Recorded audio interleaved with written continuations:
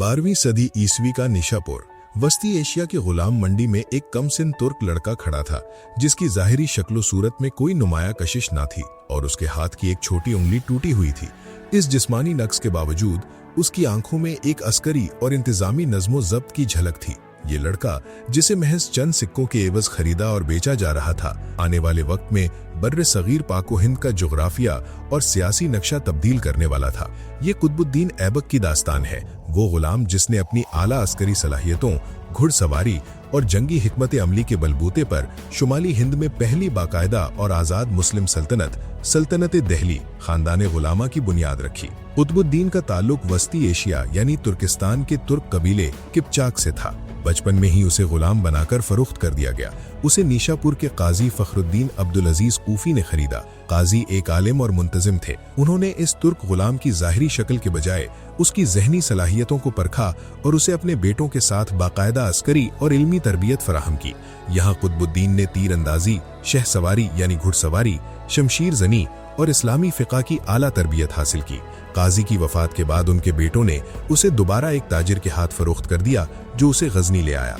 गजनी की मंडी में इस तुर्क गुलाम को गौरी सल्तनत के हुक्मरान सुल्तान शिहाबुद्दीन यानी मोइजुद्दीन मोहम्मद गौरी ने खरीद लिया। कुतुबुद्दीन की एक उंगली टूटी हुई थी, जिसकी वजह से उसे ऐबक शल यानी शल उंगश्त भी कहा जाता था।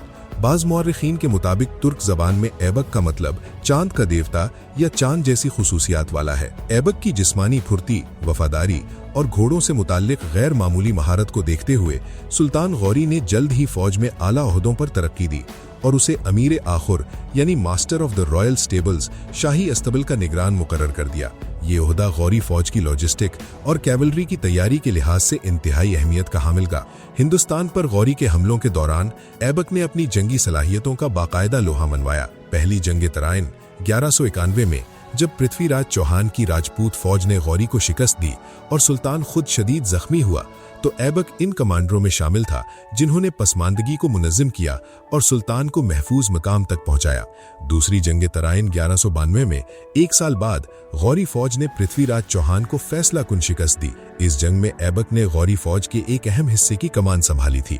जंग की फतह के बाद सुल्तान गौरी वापस गजनी रवाना हो गया, लेकिन उसने कुतुबुद्दीन ऐबक को अपना नायब यानी वाइसरॉय मुकर्रर करके हिंदुस्तान के मफतूहा इलाकों का मुकम्मल अस्करी और इंतजामी कंट्रोल उसके हवाले कर दिया। 1192 से 1206 तक ऐबक ने महज एक नायब के तौर पर पूरे शुमाली हिंदुस्तान में गौरी सल्तनत की सरहदों को मुस्तहकम और वसी किया। ऐबक ने दिल्ली और मीरठ के किलों को फतह किया और दिल्ली को अपना मरकजी अस्करी हेडक्वार्टर बनाया। कन्नौज के ताकतवर राजा जयचंद को शिकस्त देने के लिए गौरी दोबारा हिंदुस्तान आया। जंगे चंदावर में ऐबक ने हरावल दस्ते की कमान की और राजपूत फौज को शिकस्त फाश दी। ऐबक ने गुजरात के राजा भीमदेव दोम को शिकस्त देकर उसके दारुल हुकूमत अनहिलवाड़ा को फतह किया। 1202 में उसने चंदेल राजपूतों के नाकाबिले तस्खीर समझे जाने वाले किले कालिंजर, महूबा और खजुराहो पर अस्करी कंट्रोल हासिल किया। इसी दौर में ऐबक के मातहत एक और तुर्क कमांडर बख्तियार खिलजी ने बिहार और बंगाल की मुहिम्मात की क़यादत की और गौरी सल्तनत की सरहदें मशरक़ी हिंदुस्तान तक फैला दी। 15 मार्च 1206 को सुल्तान शहाबुद्दीन गौरी को जेहलम के करीब दमिक के मकाम पर खंजरों के वार से कत्ल कर दिया गया। गौरी का कोई बेटा नहीं था। उसकी मौत के साथ ही गौरी सल्तनत उसके ताकतवर तुर्क गुलामों के दरमियान बट गई। लाहौर के उमरा और फौजी सरदारों की दावत पर कुतुबुद्दीन ऐबक ने 25 जून 1206 को लाहौर में अपनी ताजपोशी की और खुद को एक आज़ाद हुक्मरान डिक्लेयर किया, लेकिन उसके सामने शदीद सियासी और अस्करी चैलेंजेस थे। ताजुद्दीन यिल्दुज़ गौरी का एक और ताकतवर गुलाम था, जिसने गजनी पर कब्जा कर लिया था और हिंदुस्तान पर दावा कर रहा था।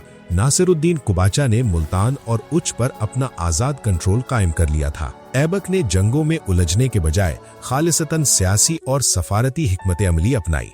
उसने गजनी के हुक्मरान ताजुद्दीन युल्दोज की बेटी से खुद शादी की, अपनी बहन की शादी मुल्तान के हुक्मरान नासिरुद्दीन कुबाचा से की, अपनी बेटी की शादी अपने सबसे काबिल गुलाम और कमांडर शमसुद्दीन अल्तमिश से की, जो बाद में ऐबक का जानशीन बना।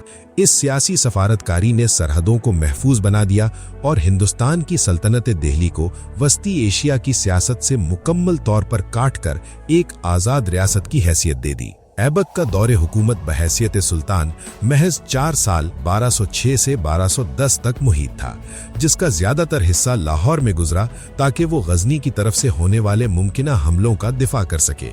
तारीखी दस्तावेजात के मुताबिक ऐबक अपनी फौज और अवाम में बड़े पैमाने पर दौलत तकसीम करने की वजह से मशहूर था। उसकी इसी मालियाती सखावत की बुनियाद पर हम असर तारीखदान मिनहाजुस सिराज ने उसे लाख बख्श यानी लाखों का दान करने वाला का लक़ब दिया। उसने दिल्ली में पहली बड़ी मस्जिद कुव्वतुल इस्लाम तामीर करवाई और अजमेर में एक और बड़ी मस्जिद 2.5 दिन का झोपड़ा बनवाई। इसके अलावा उसने दिल्ली में एक अजीमुशान मीनार की बुनियाद रखी, जिसका नाम मशहूर सूफी बुजुर्ग ख्वाजा कुतुबुद्दीन बख्तियार काकी के नाम पर कुतुब मीनार रखा गया, जिसे बाद में अल्तमिश ने मुकम्मल करवाया। 1210 ईस्वी में कुतुबुद्दीन ऐबक लाहौर में मुकीम था।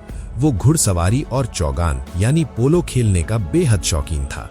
एक रोज वो लाहौर के मैदान में चौगान खेल रहा था कि अचानक उसका घोड़ा बेकाबू होकर गिर पड़ा। ऐबक घोड़े की पीठ से जमीन पर गिरा और उसकी काठी के आगे लगी हुई लोहे की मीख पोमिल उसकी पसलियों और सीने को चीरती हुई अंदर धंस गई।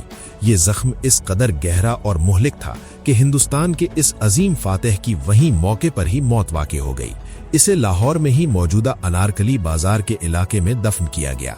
कुतुबुद्दीन ऐबक ने महज 4 साल तक बहैसियत सुल्तान हुकूमत की, लेकिन उसका कायम करदा अस्करी और सियासी ढांचा इतना मजबूत था कि उसकी बुनियाद पर कायम होने वाली दिल्ली सल्तनत ने आने वाली कई सदियों तक हिंदुस्तान पर बिला शिरकत गैर हुकूमत की।